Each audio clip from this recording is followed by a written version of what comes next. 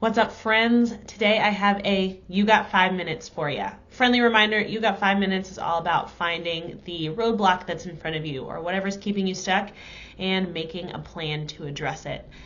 Because, of course, even if we can't fix everything in 5 minutes, we can certainly start to become more aware of the things that are in our way, and then we'll have a plan for what to do next time they're in our way. So today, I've got one word to talk about. We're going to spend this 5 minutes or the rest of this episode talking about one word. And that word is, drumroll please, the word should. Okay? And of course I laugh a little bit because I've had this conversation with a number of people, friends, clients, colleagues, and there's a phrase that I hear a lot of the time and I use pretty regularly too, and that is stop shoulding all over yourself. As in, stop shitting all over yourself with the word should. So let's talk about the word should and what it could be possibly doing to us when we use it.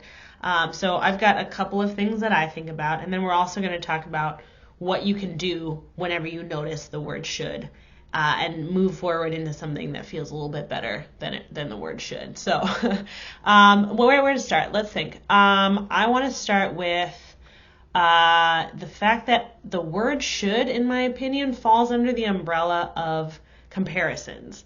And so if you have yet to listen to my comparisons episode, go back and listen to that one, because I think the word should can be an indicator of if or when you're comparing yourself to someone or something else. Like, for example, I should be doing what they're doing. I should be able to lift more. I should be able to lift what they can by now. Something like that. Of course, I'm using gym examples, but insert whatever example that you can think of where you're using the word should. Ask yourself, am I comparing myself unnecessarily to someone else when I'm using the word should?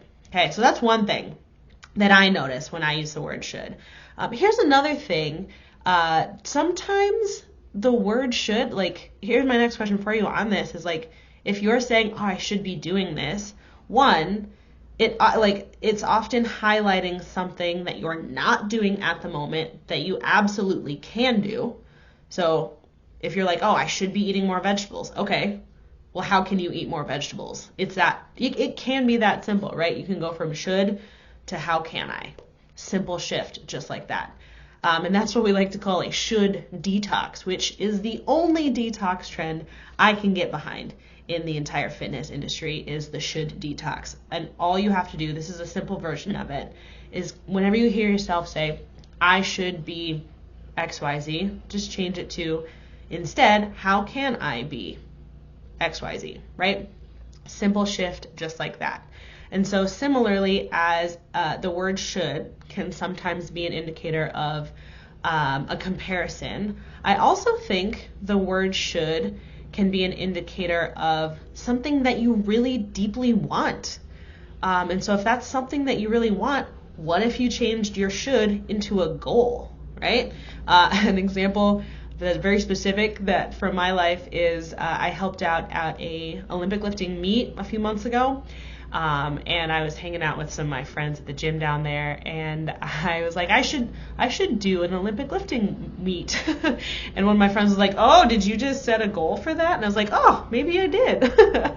So what if instead of saying the word should, what if instead you're just like, oh, that could be a goal for me, and then set the goal. So instead of going, I should be lifting more weights, what if you change that to my goal is lifting more weights? Okay, so now we're moving away from shoulding all over yourself into, identifying if there's a comparison that you can shift away from, or also identifying if that should is really something that you deeply desire, which I think is pretty cool. So the word should, be very aware of it. And the thing to do moving forward here is to just start to be aware of what situations you use the word should in the most, okay? And then again, your action step from there is you go from I should be doing XYZ to how can I be doing XYZ? And also maybe even my goal is XYZ. So those are a couple of things that you can do whenever you whenever you should all over yourself, okay? So Hopefully that was helpful. And that's all I got for you today in terms of the word should. Thanks for tuning in, and we'll see you next time. If you enjoyed this episode, I invite you to do any of the following to show your support. Number 1, please rate, review, and subscribe on whatever platform you're listening. Number 2, head over to my Buy Me a Coffee page and buy me a coffee. The link is in the show notes. Number 3, share this episode with a friend so they can have more awesome in their life too.